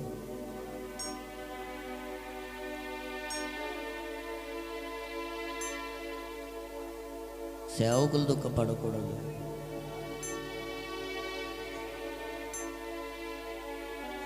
ఆ దుఃఖం మనకు శాపంగా మారకూడదు, శాపంగా మారకూడదు. సౌలుకు దేవుని యొక్క దుఃఖం, సేవకుని యొక్క దుఃఖం శాపంగా మారింది.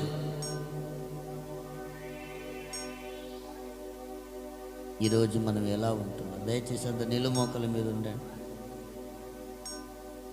అందరూ నిలుమోకల మీద ఉండాలి. ఇది చాలా శక్తివంతమైన ప్రార్థన. సంవత్సరాంతానికి వచ్చి ఉన్నాం. ఒకవేళ ఈరోజే దేవుని